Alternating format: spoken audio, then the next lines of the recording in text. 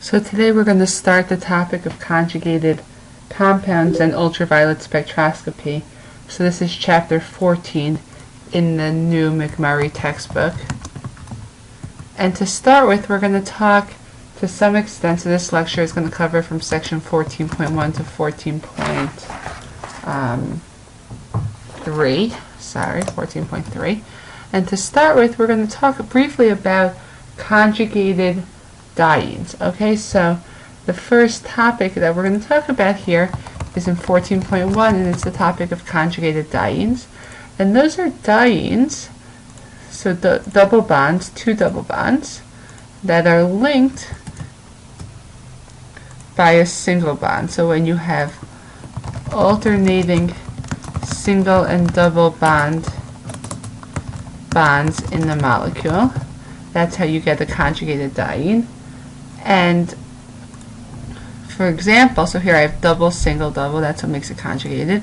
I can also have, just to contrast that with the case of the non-conjugated diene molecule, and I'm going to show you over here, hold on, where here in this molecule you have double, single, single, double. Okay, so these two double bonds are what's called non-conjugated or regular dienes.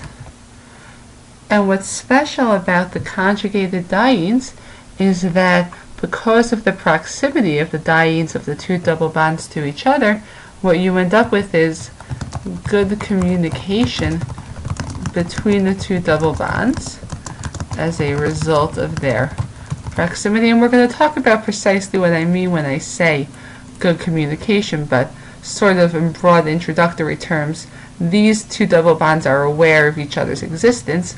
Once you separate them by at least one fully saturated carbon, these two double bonds are going to act as if they are independent and non-communicating and interacting. And there are a number of examples of certain types of conjugated double bonds or conjugated dienes. So I'm going to show just three of them here, and these are the ones that your book sort of goes through as well.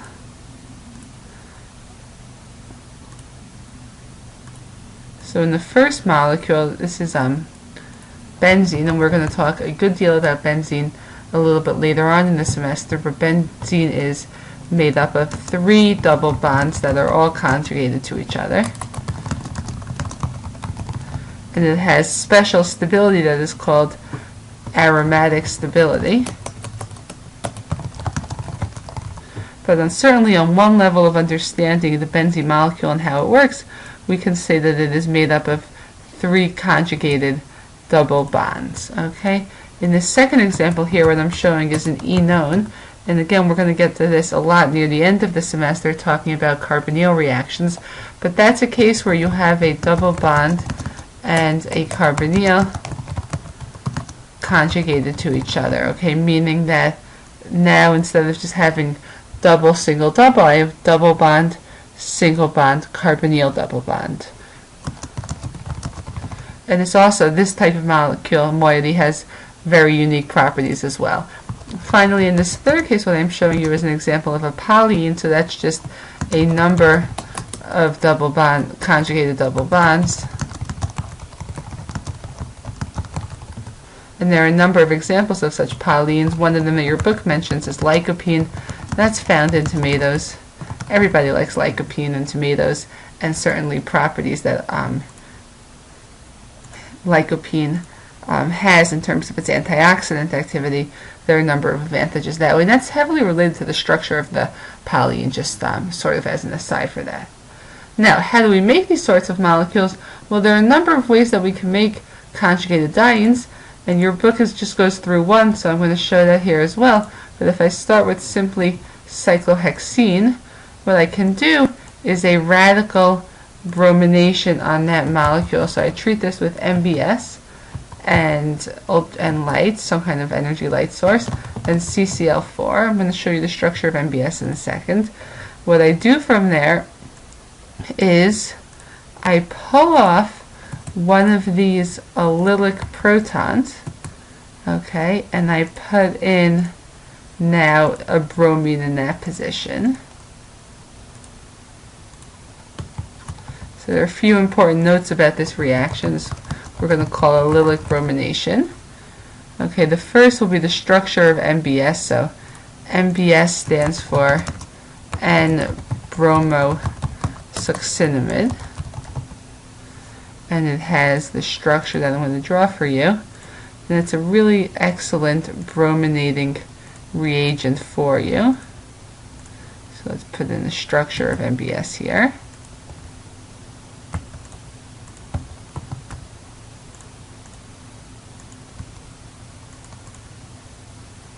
Alright, and the second thing is, so this is an allylic bromination under radical conditions. It occurs under radical conditions. What happens is that the system finds the weakest CH bond and cleaves it to generate a radical. So the first intermediate here is going to be, let's find a radical, this radical, where I have the radical now right next to the double bond. And then in the second step in this reaction, a bromine radical is going to come and do radical-radical combination here to generate my product. So just the final note on this reaction is the way I've been talking about this. The allylic position is the carbon that is immediately adjacent to the double bond. Okay, so that's now this CH bond here is called an allylic CH bond because it's related to the carbon that's immediately adjacent to the double bond. This bromine atom is now again substituted at the allylic position, so this reaction overall is called allylic bromination. I now in the second step, so this is again the goal here now is to generate conjugated dienes. So in the second step I take this allylic bromine and I treat it with a strong base. So here I'm going to use potassium terbutoxide in T-butanol, and what that does is it eliminates, pulls off this proton. This is probably an E2 type of elimination reaction, so treat this as a base, sort of a generic base here.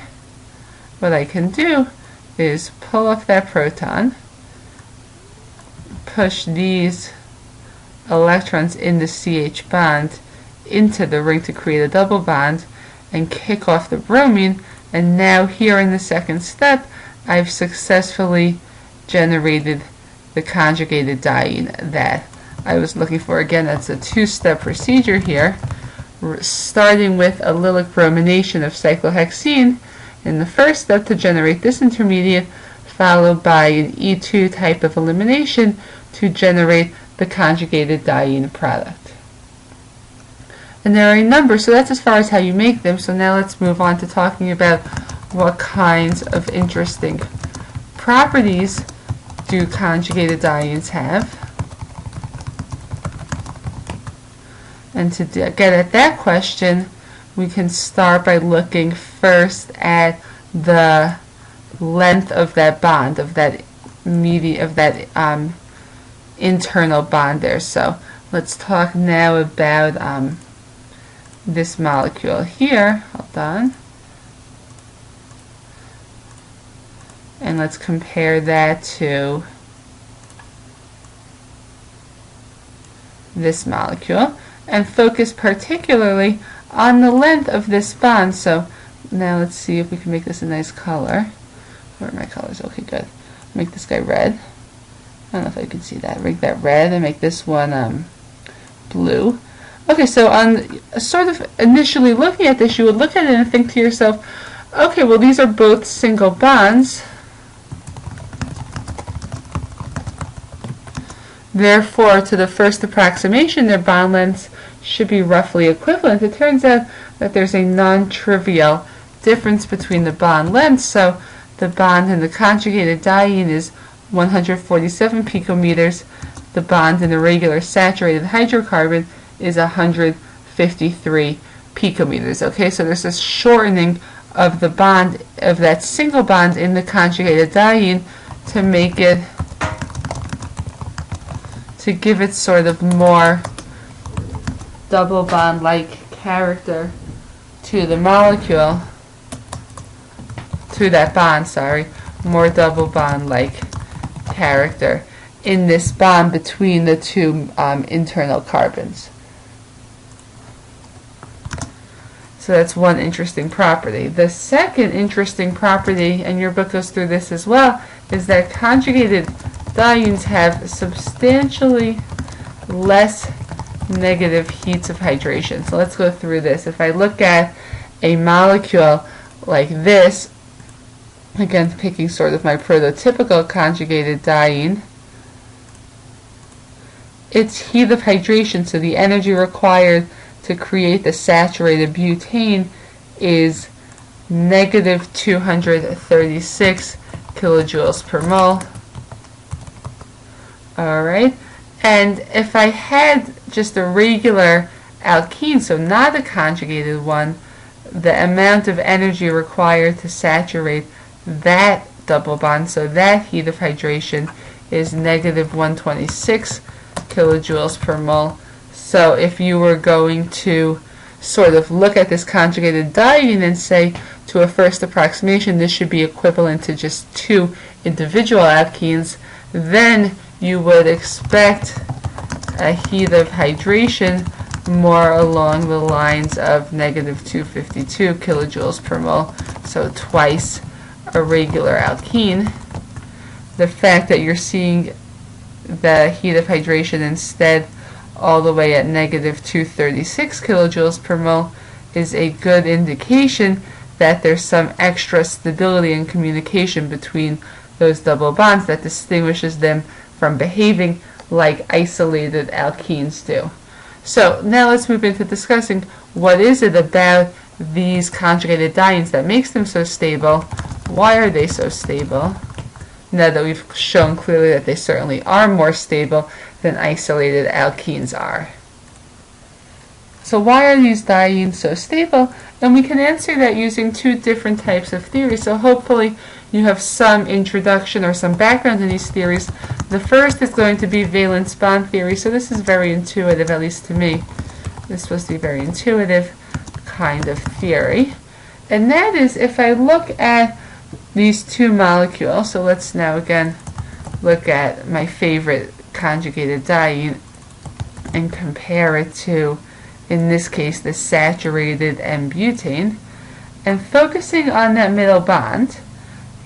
In the case of the conjugated diene, what I am doing is I am making that middle bond from the orbital overlap of two sp2 hybridized carbons. Okay, and that's in contrast to the regular butane, where what I am doing is making the middle bond from the orbital overlap of two sp3 hybridized carbon, making the middle bond from two sp3 hybridized carbons. As a result of this difference in the hybridization of those middle carbons, what I have as a result is that the middle bond, shown here in the conjugated diene, has more S character, and the one in the saturated alkane, I'm going to say, has less S character. And in general, the more S character you have, the more stable the bond will be, because of the more concentrated electron density between the two atoms. Alright, so again, this theory or this explanation as to why the conjugated dienes are so stable starts by focusing on what is the hybridization of the two atoms involved in making that bond. So here I have two sp3 hybridized carbon, sp2 hybridized carbons. Here I have two sp3 hybridized carbons. As a result of that difference, that gives this bond substantially more S character compared to this bond, and that S character in turn confers more stability to that bond. there's another way to think about the stability of conjugated dienes, and that's using molecular orbital theory, or MO theory in this case. And your book goes through this, but if I have a regular double bond that's formed from the overlap of two p orbitals. Okay, so that's what I'm showing here, so I apologize, the resolution on this picture was not so spectacular. But if I take two isolated p orbitals and I want to form a double bond between them, what I do is I create what's a bonding orbital, molecular orbital, and an anti-bonding molecular orbital. Okay, so that's the bonding one shown here, that's where the two electrons are. The anti-bonding one has a node or a gap between the two atoms. Okay, and that's what's shown here, and this is the anti-bonding orbital. So that's for a regular isolated double bond. Now if I want to make a conjugated diene, when I'm effectively taking our 4p orbitals and creating, so 4 atomic orbitals, and creating from there 4 molecular orbitals. Okay, so the lowest energy now here is what's shown as the 0 nodes between them. Okay, and that has a continuous electron cloud through all 4 atoms. Okay, so again, because 4 isolated atomic orbitals creates now 4 molecular orbitals, I now have the lowest energy state, which has 0 nodes and no gaps between the atoms, and in fact a continuous type of bond across all 4 atoms. This continuous kind of bond across all 4 atoms has the effect of really creating a partial double bond character in the internal single bond. Okay, so I'm going to write that here. Lowest energy orbital has a continuous pi bond, and that creates in essence a partial double bond character in the internal bond. That partial double bond character is what's responsible for making this bond length, what we talked about earlier in the lecture, making that bond length shorter.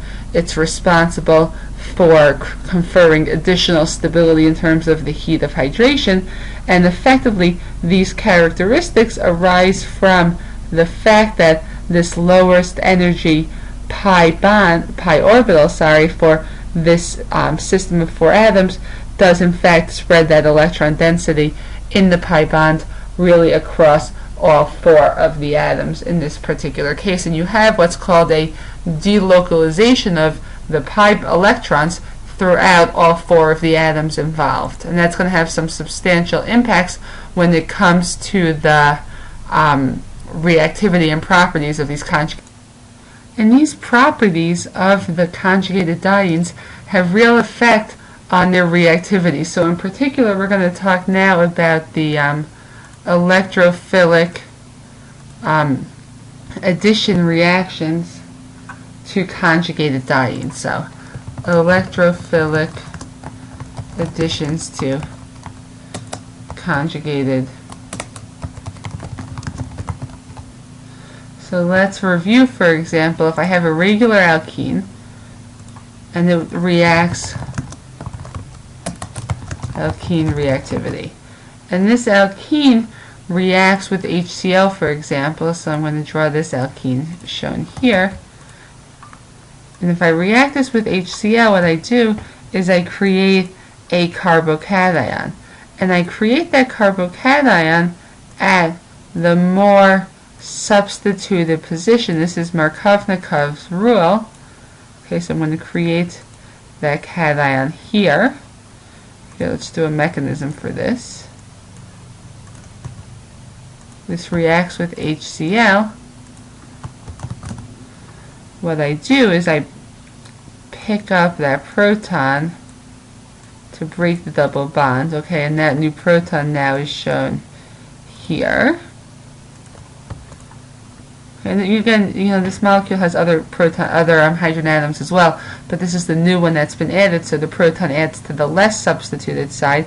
I create a carbocation at the more substituted side. This is Markovnikov type addition, and then in the second step, that Cl minus that I formed comes in and forms a bond with the carbocation to generate the observed product. And this is standard behavior for the regular alkenes that's dictated by the extent to which the alkene is able to stabilize a positive charge, and whichever side of the alkene is better able to stabilize that positive charge is the one that does in fact form that carbocation. So this is regular alkene reactivity.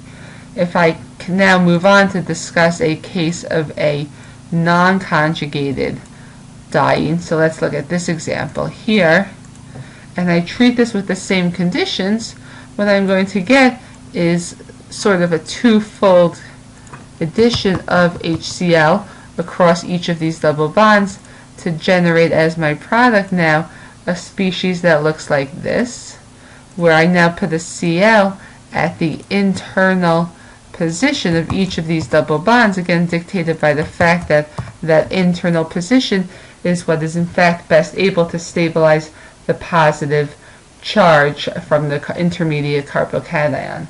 Now if I think about reacting not in a conjugated diene, so this is what I'm going to show here, the behavior starts to look a little bit strange.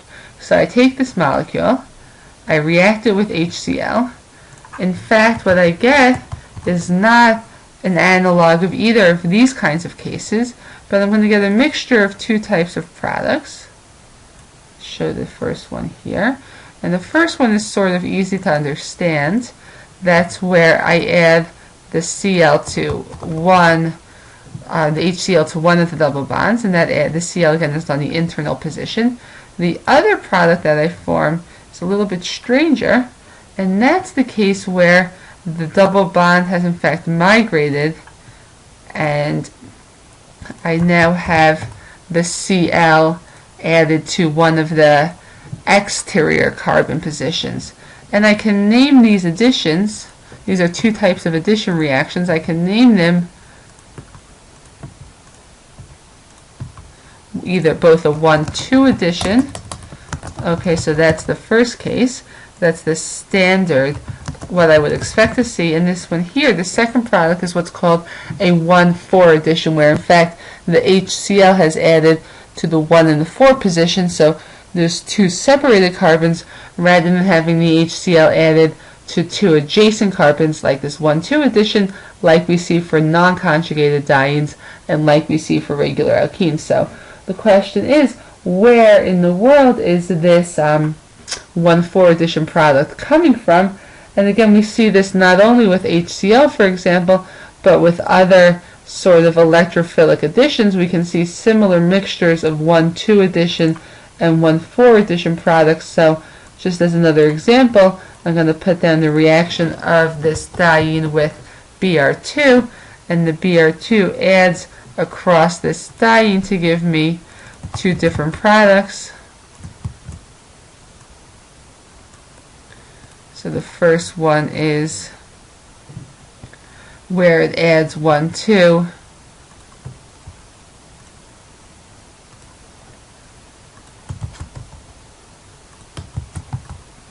to the alkene, so that's sort of my standard product. And again, I also am going to have the case where the bromine adds 1,4. So across the sort of spanning that double bond, so 1, 2, 3, 4, putting another bromine here, and having in this case the double bond migrating to between the 2 and 3 carbons. So that's again my 1,2 addition product, and here is my 1,4 addition product. So why am I getting this 1,4 addition product? Well, it has to do with the mechanism of the reaction, and in particular with the formation of allylic carbocations. So in the first step of all of these addition reactions, what I form is a carbocation. So if I start with this molecule and I add an H plus to it, what I'm going to form, let's find the right arrow for this, is a carbocation and that carbocation is going to form on the internal part of the double bond rather than as a primary carbocation over here. And as a result of that and the proximity to the double bond, this cation is actually in resonance with the compound shown over here, this resonance form, so I can now push the electrons in the double bond sort of into the carbocation to create additional stability. Okay, so that's what I'm going to do here. And that, pushing it that way, now moves the carbocation out to this carbon. So what I actually have is the positive charge on this carbocation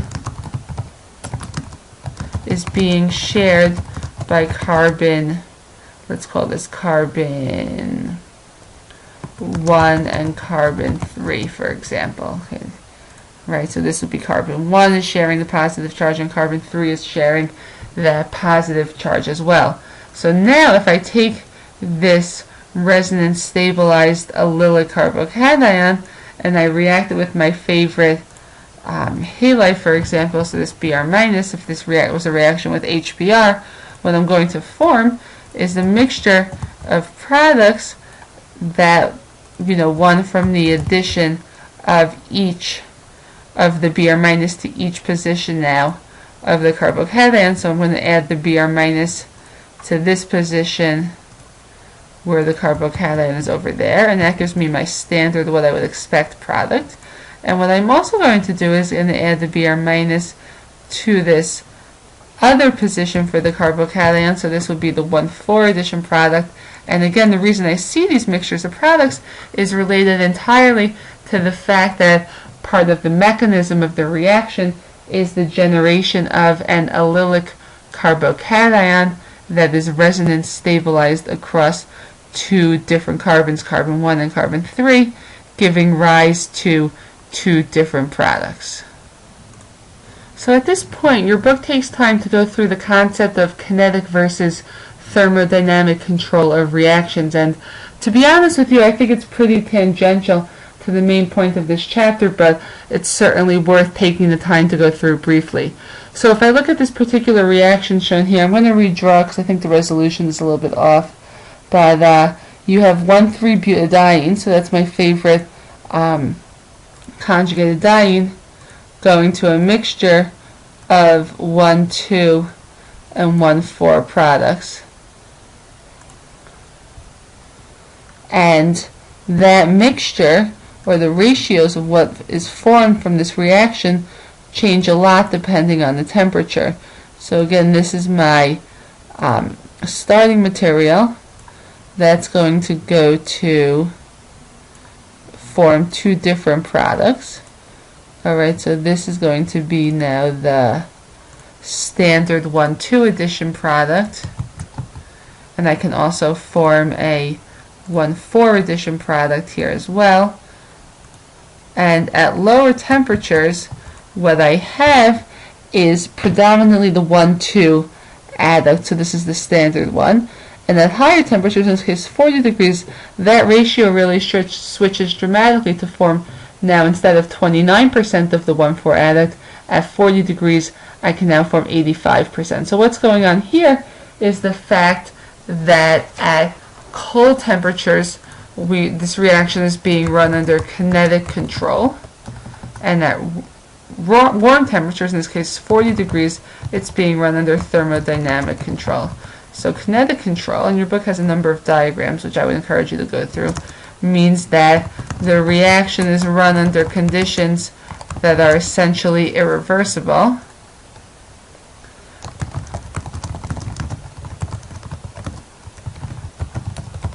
This means that whatever product forms fastest is going to predominate.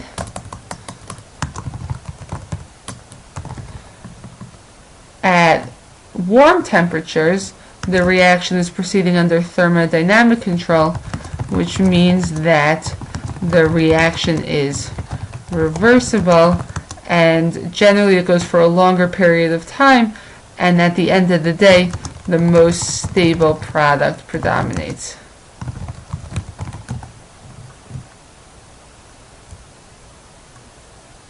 And how can I understand this now? So then for this particular example, what that means is the 1,2 product forms the quickest. That's essentially irreversible, and that predominates at lower temperatures.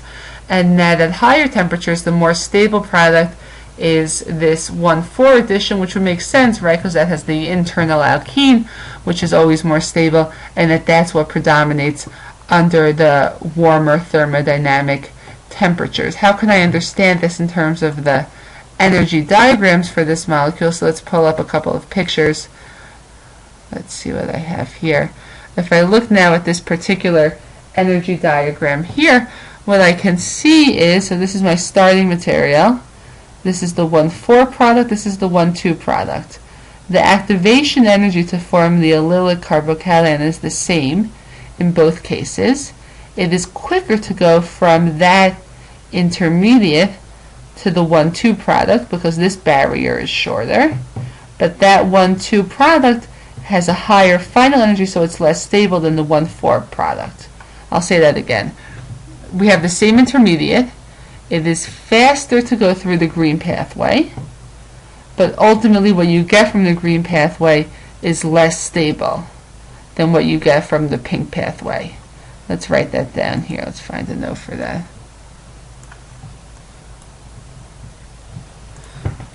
So here when I talk about this particular reaction, we'll say it's faster to go green, but green is less stable.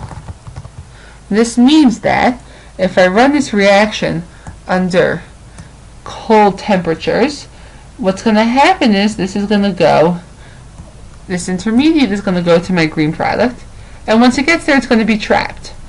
And it doesn't see the 1,4, it doesn't have enough energy to get to the 1,4, where it's forming the 1,2 product.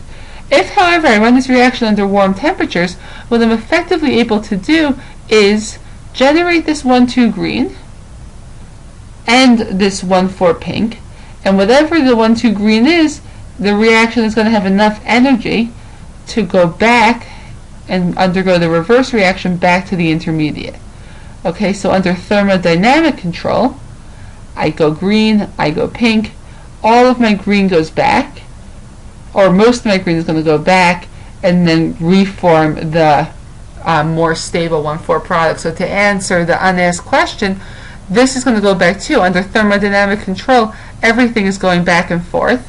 However, eventually everything gets funneled to the most stable product, which is the 1,4 adduct product. Okay, so one more time. Kinetic control is the cold conditions. I get to this intermediate, it does whatever is easiest, fastest, and it gets stuck there. Thermodynamic control is where everything is going back and forth, over this hill, over that hill, back over these big giant hills, and eventually all funneling into the 1,4 addition product in this particular case. So that's pretty much what the book goes through, and you can go through their diagrams in more detail if you would like. We're going to start on Wednesday with the Diels-Alder reactions. That's a reaction of conjugated dienes. That's section 14.4 in the book. Again, that's going to be covered starting on Wednesday, February 11th.